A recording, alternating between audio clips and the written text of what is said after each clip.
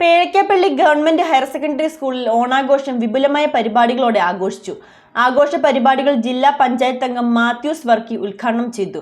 Block panchayat president Naji Shanavas വിദ്യാർത്ഥികൾക്ക് ഓണ സന്ദേശം നൽകി. ഘോഷയാത്രയുടെ അകമ്പടിയോടെയും താളമേളങ്ങളോടെയും പേഴയ്ക്കാപ്പള്ളി ഗവൺമെന്റ് ഹയർ സെക്കൻഡറി സ്കൂളിൽ ഓണാഘോഷം വിപുലമായ രീതിയിൽ സംഘടിപ്പിച്ചു.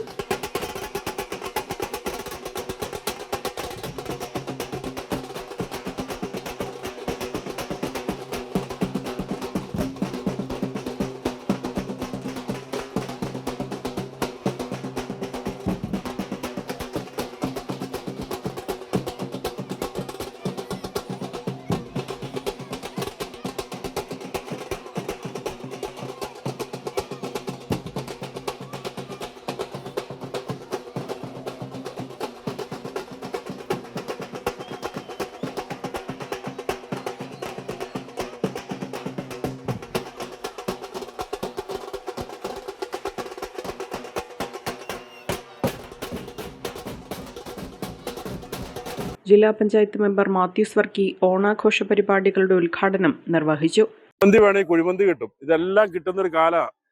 പക്ഷെ ഈ ഓണം തുടങ്ങിയ കാലം എങ്ങനെയാണെന്നറിയാമോ?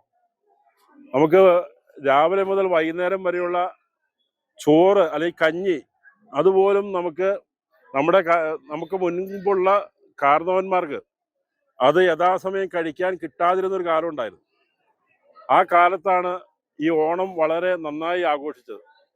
അതുകൊണ്ടാണ് പറയണത്, കാണം വിറ്റും ഓണം ഉണ്ണണം എന്ന് പറയും. അതായത് വീട്ടിലുള്ള എന്ത് സാധനം കൊടുത്തിട്ടായാലും ആ ഒരു ദിവസം സമ്പൽ സമൃദ്ധമായിട്ട് ഭക്ഷണം കഴിക്കണം എന്നുള്ളത് നമുക്ക് ഒരു സന്ദേശം തന്നതിന് ഒരു പ്രധാനപ്പെട്ട ഒരു കാരണമാണ്. നമുക്കിപ്പോൾ ഈ ഓണത്തിന് വലിയ പ്രസക്തി ഇല്ലാതെ വരുന്നത് എന്തുകൊണ്ടാണ്?